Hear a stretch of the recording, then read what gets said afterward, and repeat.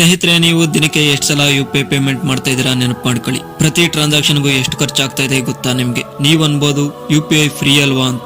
ಹೌದು, ನಮಗೆ ಫ್ರೀ, ಆದ್ರೆ ಬ್ಯಾಂಕ್ಗಳಿಗೆ ಫ್ರೀ ಇಲ್ಲ. ಇತ್ತೀಚೆಗೆ ICICI ಬ್ಯಾಂಕ್ ಹೇಳಿರೋ ಪ್ರಕಾರ ಪ್ರತಿ ಟ್ರಾನ್ಸಾಕ್ಷನ್ಗೆ 5 ಪೈಸೆಯಿಂದ 10 ರೂಪಾಯಿವರೆಗೂ ಚಾರ್ಜ್ ಮಾಡ್ತೀವಿ ಅಂತ ಹೇಳಿದೆ. ಹಾಗೆ ಚಾರ್ಜ್ ಮಾಡಕ್ಕೆ ಶುರು ಮಾಡಿದ್ದಾರೆ ಕೂಡ. ಮತ್ತೆ ಬೇರೆ ಬ್ಯಾಂಕ್ಗಳು ಇದನ್ನ ಫಾಲೋ ಮಾಡಬೇಕು ಅಂತ ಯೋಚನೆಯಲ್ಲಿದ್ದಾರೆ. ಅಷ್ಟೇ ಅಲ್ಲ, RBI ಕೂಡ ಖುದ್ದು ಹೇಳಿದೆ UPI ಮೇಲೆ ಟ್ರಾನ್ಸಾಕ್ಷನ್ ಫ್ರೀ ಅನ್ನು ತೆಗೆದುಹಾಕುವುದಕ್ಕಾಗಿ ವಿಚಾರ ಮಾಡ್ತಾ ಇದ್ದೀವಿ ಅಂತ. ಮತ್ತೆ ಅದರ ಬಗ್ಗೆ ಕನ್ಸಲ್ಟೇಷನ್ ಪೇಪರ್ ಕೂಡ ಅವರಿಗೆ ಬಂದಿದೆ. ಕಳೆದ ಆಗಸ್ಟ್ ನಲ್ಲಿ ಪ್ರತಿ ದಿನ 70 ಕೋಟಿ ಟ್ರಾನ್ಸಾಕ್ಷನ್ ಆಗಿದೆ. ದಿನಕ್ಕೆ 70 ಕೋಟಿ ಟ್ರಾನ್ಸಾಕ್ಷನ್. ಸ್ನೇಹಿತರೆ, ಪ್ರತಿ ಟ್ರಾನ್ಸಾಕ್ಷನ್ಗೆ 10 ಪೈಸಾ ಚಾರ್ಜ್ ಮಾಡಿದ್ರು ಸರ್ಕಾರಕ್ಕೆ ದಿನಕ್ಕೆ 7 ಕೋಟಿ ಕಲೆಕ್ಷನ್, ತಿಂಗಳಿಗೆ 210 ಕೋಟಿ, ವರ್ಷಕ್ಕೆ 2,500 ಕೋಟಿ ಖರ್ಚಾಗ್ತಾ ಇದೆ. ಯಾಕಂದ್ರೆ ಇಲ್ಲಿ ದೊಡ್ಡ ದೊಡ್ಡ ಸರ್ವರ್ ಸೆಂಟರ್ಗಳು ಮತ್ತೆ ಮೆಸೇಜಿಂಗ್ ಸೆಂಟರ್, ಕಂಪ್ಯೂಟರ್ಗಳು, ಬ್ಯಾಂಕಿಂಗ್ ಎಂಪ್ಲಾಯೀಸ್ಗಳು ಇವರೆಲ್ಲ ಕೆಲಸ ಮಾಡ್ತಾ ಇರ್ತಾರೆ. ಇದಕ್ಕೆಲ್ಲ ಖರ್ಚಾಗ್ತಾ ಇದೆ. ಅದಕ್ಕಾಗಿ UPI ಟ್ರಾನ್ಸಾಕ್ಷನ್ ಚಾರ್ಜ್ ಮಾಡಬೇಕು ಅಂತ RBI ಯೋಚನೆ ಮಾಡ್ತಾ ಇದೆ. ಅದಕ್ಕಾಗಿ ನೀವು ದಿನಕ್ಕೆ ಎಷ್ಟು ಟ್ರಾನ್ಸಾಕ್ಷನ್ ಮಾಡ್ತಾ ಇದ್ದೀರಾ ಯೋಚನೆ ಮಾಡಿ.